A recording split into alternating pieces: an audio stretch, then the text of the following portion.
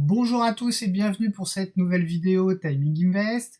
Aujourd'hui, je vous propose une analyse de la journée pour voir qu'est-ce qu'il était possible de faire en intraday sur le CAC 40 via la méthode GTAS et comment il était possible d'intervenir.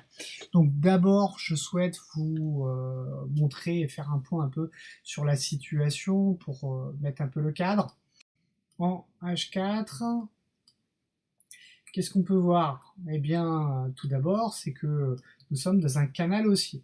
Il est marqué ici par les deux traits noirs, donc le canal est haussier, on fait des hauts plus hauts. Très bien, c'est parfait. Qu'est-ce qu'on constate de plus? C'est que cette conso en ABC, qui est marquée ici par les traits bleus et pointillés, a été cassée à la hausse vendredi matin. Depuis, eh bien, il n'y a plus de relais. Il n'y a pas, les investisseurs ne sont pas emballés en ce début de mois d'août pour continuer la hausse pour le moment. On reste malgré tout haussier, malgré une petite alerte ici, une petite alerte baissière. On va aller regarder sur les unités de temps inférieures ensuite.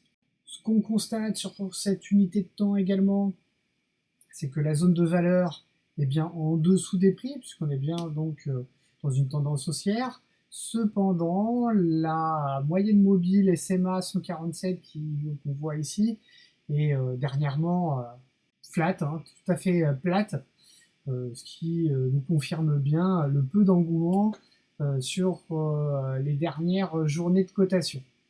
Alors, sur les unités de temps inférieures, bon, je ne vais pas revenir sur les indicateurs, on verra cela sur les prix en unités de temps inférieures. On va aller maintenant tout de suite sur le H1. Ici, qu'est-ce qu'on constate? Eh bien, on a bien l'alerte baissière, la première alerte baissière ici, et une conso de cette baisse qui est approximativement, s'est arrêtée de mémoire à 50%, si je ne dis pas de bêtises. Elle a retracé 62%, précisément vendredi en clôture. Voilà, donc je vais retirer les fibos. Donc en fait, on a terminé vendredi la séance sur ce chandelier haussier.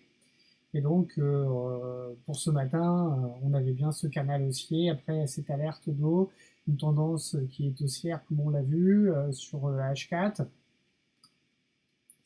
Très bien. Regardons maintenant donc l'intraday sur le 15 minutes. Ce que j'ai pu constater et tracer depuis vendredi, c'est que malgré le canal haussier qu'on a vu ici en H4, en H1, pardon, les prix sont en range, sont en trading range depuis vendredi que j'ai tracé, que j'ai marqué ici avec le cadre noir. Je ne sais pas si vous le voyez bien, je vais vous le grossir le marquage. Ici, voilà. Donc depuis vendredi, les cours évoluent en trading range et à l'ouverture ensuite en intraday sur le 5 minutes, ça nous a permis de voir les éléments suivants. Donc si on reprend au fil de l'eau de l'ouverture, nous avons clôturé ici, hop, vendredi soir à 22h.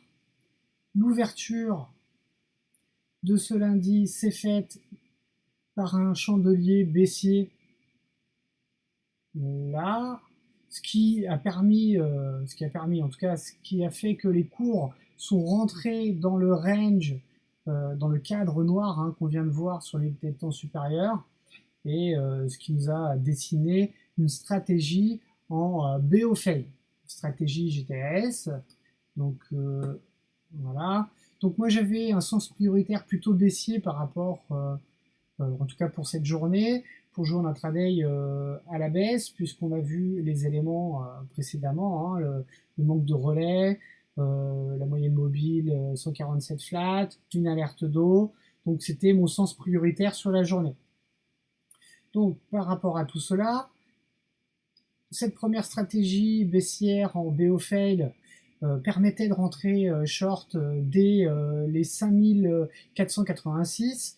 Moi, je n'ai rien fait sur ces niveaux puisqu'on était dans le Globex. J'ai attendu l'ouverture à 9 heures pour pouvoir rentrer. Cependant, sur ce niveau, on a vu le timing d'entrée qui était donné par le BSI, l'indicateur de timing.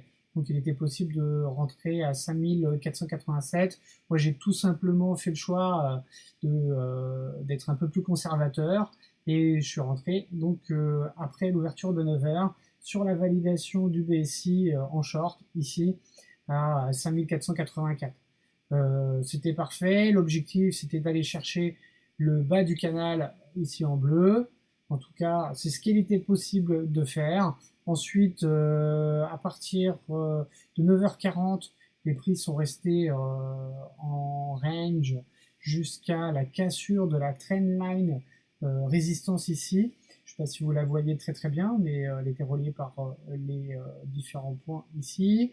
Donc une cassure à 11h30, je crois de mémoire, 11h40 précisément, par ce beau Marubozu haussier, qui a permis que le CAC aille chercher le haut du trading range et même la résistance ici à 5498.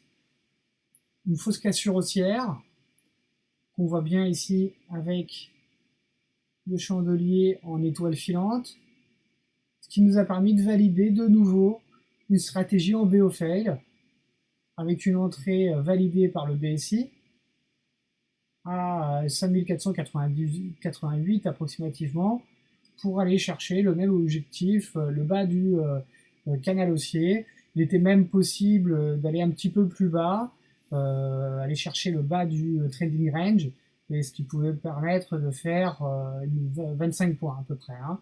Donc ça c'est intéressant et c'est important de le signaler. On est allé chercher le bas du trading range, et comme vous l'indique cette belle pastille, il s'agissait tout simplement ici d'un nouveau breakdown fail, donc un BD fail qui permettait d'entrer sur validation en 5 minutes ici sur le BSI en réintégration du canal haussier à 5467 pour aller chercher précisément 18 points à la hausse.